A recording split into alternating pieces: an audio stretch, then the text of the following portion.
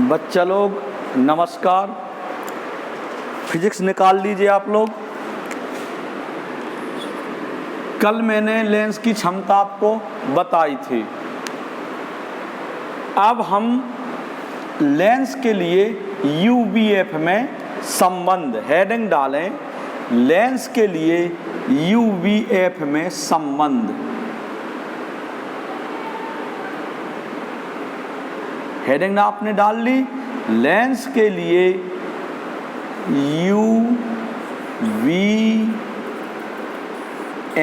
में संबंध। आपने पढ़ा था दर्पण के लिए यूवीएफ में संबंध, शुरू में पढ़ा था दर्पण के लिए यूवीएफ में संबंध। तो वो संबंध क्या था? 1/f बराबर 1/v प्लस 1/u। ये किसके लिए सूत्र था? दर्पण के लिए। ये किसके लिए है भाई? दर्पण के लिए। दर्पण के लिए यूवीएफ में क्या संबंध है? तो दर्पण के लिए यूवीएफ में संबंध है 1/f बराबर 1/v प्लस 1/u। ये दर्पण के लिए यूवीएफ में संबंध है, ऐसा मैंने बताया था। अब हम लेंस के लिए यूवीएफ में संबंध पढ़ रहे हैं। तो लेंस के लिए यूवीएफ में क्या संबंध होता है? 1/f बराबर 1/v माइनस 1/u। ये किसके लिए है? लेंस के लिए है यूवीएफ में संबंध। यूवीएफ में ये संबंध है। सूत्र आप जान गए। मतलब जो दर्पण का सूत्र है उसमें बीच में प्लस आता है, जैसे कि ये आया है। और यदि लेंस के लिए यूवीएफ में संबंध है या सूत्र है तो उसमें बीच में माइनस आता है। किस में बीच में माइनस आएगा? लेंस के लिए सूत्र में। आप यूवीएफ का मतलब जानते हो। यू क्या है? लेंस से आप लिख लें जहां u बराबर लेंस से वस्तु तक की दूरी, लिख लिया। अब लिखो v बराबर लेंस से प्रतिबिंब तक की दूरी, f बराबर लिखो, तथा f बराबर लेंस की फोकस दूरी। सबका मतलब पहले से भी जानते थे, अभी भी सबका मतलब समझ लिया अपन लोगों ने। अब हमें जो है, ये तो लेंस के लिए सूत्र हो गया। अब हेडिंग डाल लीजिए लेंस के लिए आवर्धन। लेंस के लिए आवर्धन। अपन लोग दर्पण के लिए आवर्धन पढ़े हैं पहले। तो दर्पण के लिए देखो आवर्धन क्या पढ़े थे आप? प्रतिबिंब की लंबाई तथा वस्तु की लंबाई। प्रतिबिंब की लंबाई को आप I से लिखते हैं और वस्तु की लंबाई को O से लिखते हैं। I/O बराबर माइनस V/U। ये मैंने किसके लिए बताया था? रेखीय आवर्धन दर्पण के लिए बताया था। आपको याद होगा दर्पण के लिए रेखीय आवर्धन या आवर्धन क्या होता है? M बराबर I/O बराबर माइनस V/U। ये दर्पण के लिए है। और परिभाषा मैंने इसकी क्या बताई थी? प्रतिबिंब की लंबाई तथा वस्तु की लंबाई के अनुपात को रेखीय आवर्धन कहते हैं। और ये कहाँ से कैसे आया था ये मैंने आपको समझा दिया था। अब हम दर्पण के लिए तो जान चुके हैं कि रेखीय आवर्धन ये है, लेकिन लेंस के लिए रेखीय आवर्धन क्या है? तो हम हेडिंग डालें लेंस के लिए रेखीय आवर्धन। समझिएगा, लेंस के लिए रेखीय आवर्धन। ये हमारा मान लीजिए कोई उत्तल लेंस है। ये हमारा क्या है? कोई उत्तल लेंस है। हमने मान लिया जो उसका प्रकाशिक केंद्र हो गया, जी इसकी क्या हो गई? मुख्य अक्ष हो गई। ये प्रकाशिक केंद्र O हो गया। ये फोकस हो गया, ये वक्रता केंद्र सी हो गया, वक्रता केंद्र को सी से 2f, ये कोई वस्तु हो गई, यहां से किरण जाएगी, लेंस का भी मुख्य अक्ष बना दीजिए, अक्ष लेंस का अक्ष,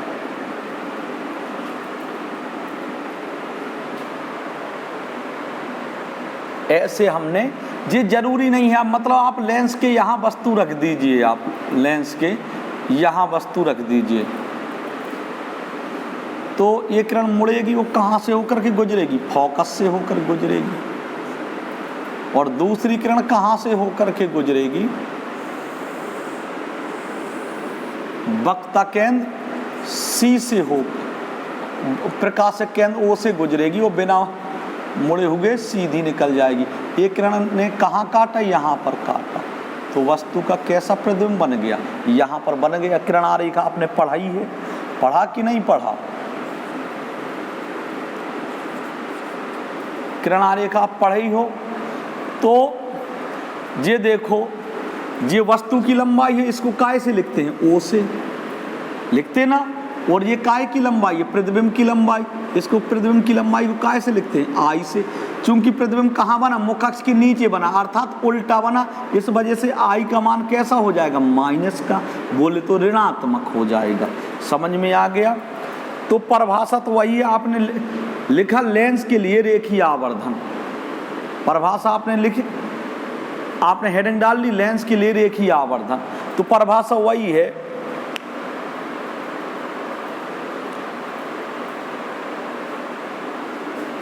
लिखें परिभाषा, लेंस द्वारा बने प्रतिबिंब की लंबाई तथा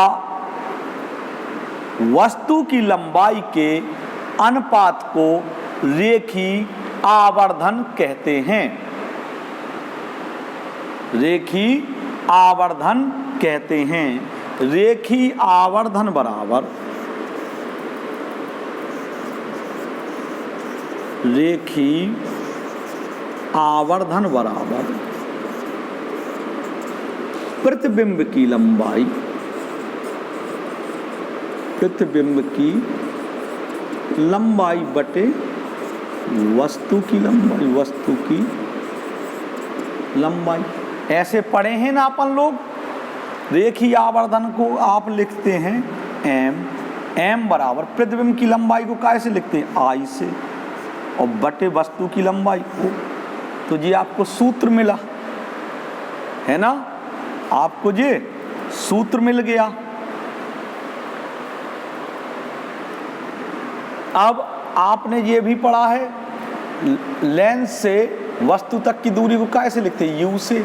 यू आपको पता है कहाँ से कहाँ तक है, यहाँ से यहाँ तक आपका यू हो गया, और ये प्रतिबिंब, लेंस से प्रतिबिंब तक की दूरी, ये प्रतिबिंब तक की दूरी होगी। समझ में आ गया। तो इसी को, सूत्र को आप, चूंकि देखो ये तो आपने प्रतिबिंब की लंबाई बटे वस्तु की लंबाई कर लिया, ये सूत्र बन गया। हेडिंग डालो, रेखीय आवर्धन के लिए व्यंजक, रेखीय आवर्धन के लिए व्यंजक, रेखीय आवर्धन के लिए व्यंजक। व्यंजक का मतलब समीकरण, समीकरण अर्थात सूत्र। सूत्र क्या होगा, हेडिंग डाल ली, m बराबर लिखें, चूंकि m बराबर आई बटे ओ, मैं चिन्ह के लिखूं, आई आपका देखो प्रतिबिंब उल्टा बना, तो आई का प्रतिबिंब उल्टा बना, मतलब मुख्य अक्ष के नीचे है, मुख्य अक्ष के नीचे की माप कैसे होती, ऋण का, माइनस आई बटे ओ बराबर लेंस से वस्तु तक की दूरी। चूंकि प्रतिबिंब की लंबाई लिख रहे हैं ना, प्रतिबिंब की लंबाई, तो लेंस से प्रतिबिंब तक की लंबाई क्या होगी, लेंस से प्रतिबिंब तक की लंबाई क्या होगी, v। इधर आप लोग v लिख सकते हैं, लेंस से प्रतिबिंब तक की लंबाई क्या होगी, v बटे लेंस से वस्तु तक की लंबाई। वस्तु तक की लंबाई को कैसे लिखते हैं, u से। चूंकि u किस तरफ होता है, बाएं तरफ, तो बाएं हाथ वाली नापे सब काय में हो जाएंगी, ऋण में, और प्रतिबिंब दाएं साइड बना तो उसकी माप धन में। जब माइनस चिन्ह से माइनस कट जाएगा, तो m बराबर आई बटे ओ बराबर वी बटे यू आ गया आपका। ये लेंस के लिए रेखीय आवर्धन है। मतलब दर्पण और लेंस के लिए रेखीय आवर्धन भी मिलते जुलते हैं। दर्पण के लिए रेखीय आवर्धन का सूत्र ये है, इस तरह कितना अंतर है बीच, इधर क्या आ गया, केवल माइनस आ गया, दर्पण में ये क्या आ गया, माइनस। वो अगर लेंस के लिए पूछा जाए रेखीय आवर्धन तो m बराबर आई बटे ओ बराबर v बटे यू, मतलब बीच यहाँ माइनस हट जाएगा, v बटे यू जी, इसमें पूरा प्लस का रहेगा। लेंस के लिए आवर्धन का सूत्र m बराबर आई बटे ओ बराबर v बटे यू, लेंस के लिए रेखीय आवर्धन ये है। दोनों में कन्फ्यूज नहीं हो जाना। दर्पण के लिए पूछा जाए तो इसके साथ माइनस लगा दीजिए यहाँ, और अगर लेंस के लिए पूछा जाए तो पूरा प्लस में आ जाएगा। तो आपको ये भी समझ में आ गया। चलिए अब आप हेडिंग डाल लें, लेंसों की पहचान। लेंसों की पहचान, देखो आपने दर्पणों की भी पहचान पढ़ी थी। तो पहली पहचान तो क्या है, लेंसों की पहचान दो प्रकार से करते हैं, स्पर्श करके। लेंसों की पहचान, लेंसों की पहचान, लेकिन डाल ली हेडिंग आप लोगों ने, लिखेंगे लेंसों की पहचान दो तरह से की जा सकती है, दो तरह से की जा सकती है। नंबर फर्स्ट, स्पर्श करके। स्पर्श करके मतलब छू करके, स्पर्श करके, छू करके, छू करके। यदि लेंस छूने से आपको बीच में मोटा लगे, छूने से बीच में कैसा लगे, मोटा, और किनारों पर कैसा महसूस हो, कैसा लगे, पतला। किनारों पर पतला तो लेंस कौन सा होगा, उत्तल लेंस होगा। और यदि छूने से किनारों पर तो मोटा लगे और बीच में कैसा लगे, पतला, बीच में पतला, तो कौन सा लेंस होगा, अवतल। जैसे कि लो याद करिए, ये कौन सा लेंस है, उत्तल लेंस है। यह छूने से बीच में कैसा है, मोटा, और किनारों पर कैसा है, पतला, तो कौन सा लेंस हो गया, उत्तल लेंस। और यदि कोई लेंस छूने से बीच में पतला लगे और किनारों पर कैसा लगे, मोटा, तो कौन सा लेंस हो गया, अवतल लेंस। तो चलिएगा स्पर्श करके लिखें, यदि कोई लेंस स्पर्श करने से, लिखते चलें, यदि कोई लेंस स्पर्श करने से बीच में मोटा व किनारों पर पतला हो तो उसे उत्तल लेंस कहते हैं।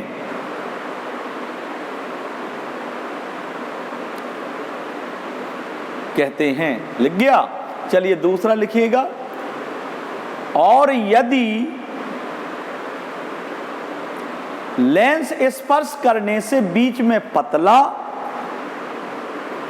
व किनारों पर मोटा प्रतीत हो तो उसे अवतल लेंस कहते हैं। कौन सा लेंस कहते हैं, अवतल लेंस कहते हैं। तो स्पर्श करके आप पहचान जान गए। दूसरा पहचान करने का तरीका आपके पास कौन सा है भाई, प्रतिबिंब देखकर। उसमें भी यही था, क्या है, प्रतिबिंब देखकर। प्रतिबिंब देखकर, प्रतिबिंब देखकर के आप कैसे पहचान करोगे, प्रतिबिंब देख करके लेंसों की पहचान करना है। यदि देखो आपने इसकी स्थितियां, 6 स्थिति याद करिए उत्तल लेंस की, पहले उत्तल लेंस समझा रहा हूं। यदि वस्तु दूर रखी हो और उसका प्रतिबिंब कैसा बने, आभास, यदि वस्तु दूर रखी हो और प्रतिबिंब उसका कैसा बने, छोटा और उल्टा, तथा पास लाने पर वस्तु को लेंस के पास लाने पर प्रतिबिंब बड़ा बनने लग जाए, ठीक है, और उल्टा बने, तथा बहुत पास लाने पर अर्थात फोकस के अंदर लाने पर कैसा बने, आभासी और सीधा। सीधा बने तो आभासी होगा। बनता था ना छठवीं स्थिति में, आपको सब कुछ याद होगा, 6 स्थिति पढ़ी है। तो कैसा होगा जी लेंस, उत्तल लेंस होगा। और अवतल लेंस में एक ही तरह का प्रतिबिंब बनता है। कैसा प्रतिबिंब, हमेशा अवतल लेंस में वस्तु को चाहे जहां रखा जाए, अवतल लेंस में वस्तु को, चलो मैं अवतल लेंस में वस्तु को प्रतिबिंब का रखना समझाऊं। देखो जैसे जी आपका अवतल लेंस है, ये लेंस की अक्ष होगी, ये इसकी मुख अक्ष होगी, मुख अक्ष। आपने कोई वस्तु जी रख दी ऐसे,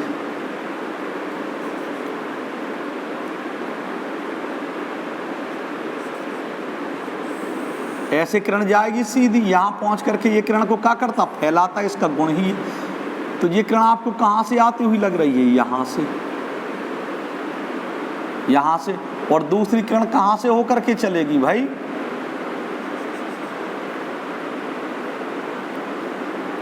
प्रकाशिक केंद्र ओ से ये चल रही है, तो बिना मुड़े हुए ये सीधी निकल, तो यहाँ किरणें मिली तो यहाँ प्रतिबिंब बन जाएगा।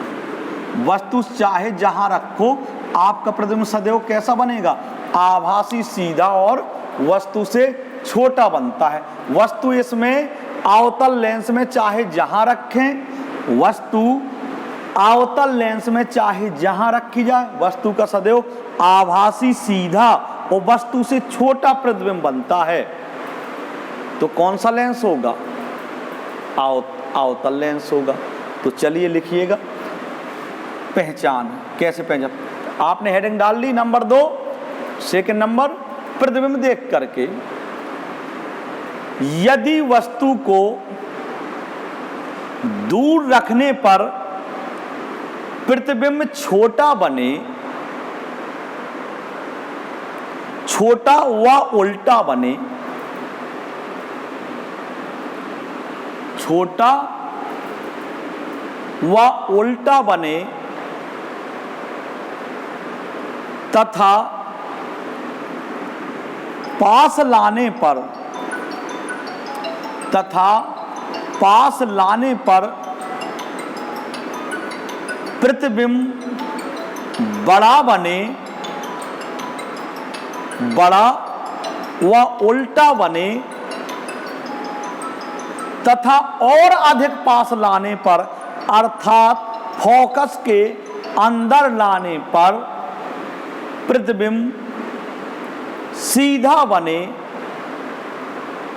देखो आपने छठी स्थिति, 6वीं स्थिति पढ़ी थी, जब वस्तु को आप दूर रखते थे तो बस प्रतिबिंब कैसा बनता था, छोटा, पास लाते थे तो प्रतिबिंब कैसा बनने लगता था, बड़ा, और पास लाते थे अर्थात फोकस के अंदर लाते थे तो प्रतिबिंब कैसा बनने लगता था, सीधा,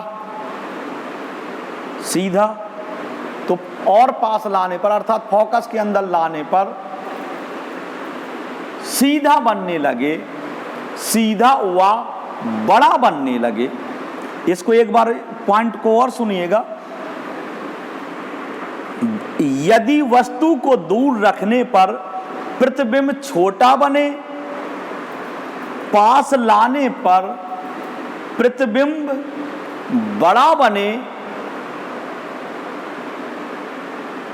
व उल्टा बने, तथा और पास लाने पर प्रतिबिंब सीधा और वस्तु से बड़ा बने, तो उत्तल लेंस होगा। कौन सा लेंस होगा, उत्तल लेंस होगा। इसके बाद लेंस चेंज करके लिखें,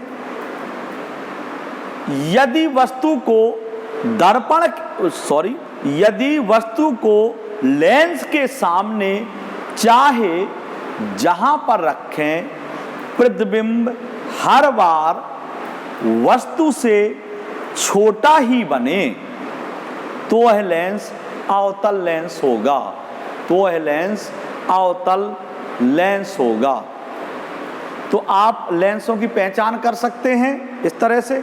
अब आप नई हेडिंग फिर डाल लीजिए,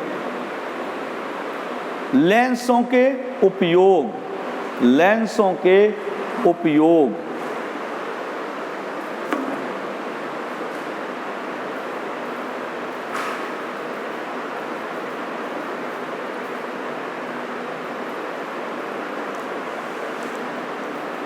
आपने हेडिंग डाल दिए लेंसों के उपयोग।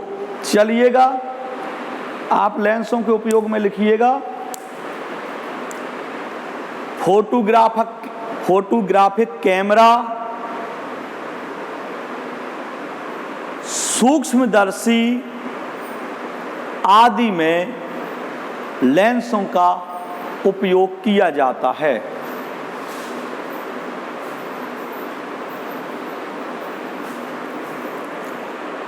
जीव जंतुओं, अब लाइन चेंज करके लिखें, जीव जंतुओं या मानव में उत्तल लेंस द्वारा ही वस्तुओं के प्रतिबिंब लेंस के अंदर बनते हैं। उत्तल लेंस द्वारा ही मानव नेत्र के अंदर बनते हैं। जीव जंतुओं में व मानवों में उत्तल लेंस द्वारा ही प्रतिबिंब मानव नेत्र के अंदर या नेत्र लेंस के अंदर बनते हैं। किसके द्वारा बनते हैं? उत्तल लेंस के द्वारा। तो ये लेंसों का उपयोग हो गया। आपने लेंसों के उपयोग पढ़ लिए, ये सारी कुछ चीजें पढ़ ली। अब मेरे विचार से लगभग आपका थ्योरिकल पोर्शन खत्म हो गया है। कल ये आपको थ्योरिकल पोर्शन पूरा याद रखना है। कल मैं आपको न्यूमेरिकल बताऊंगा, अर्थात इस पाठ के जो भी सवाल हैं वो आपको सवाल बताए जाएंगे। तो आप लोग बस पूरा पाठ याद कर लें। आपका थ्योरिकल तीसरा पाठ भी समाप्त हो गया। न्यूमेरिकल कल बताते हैं।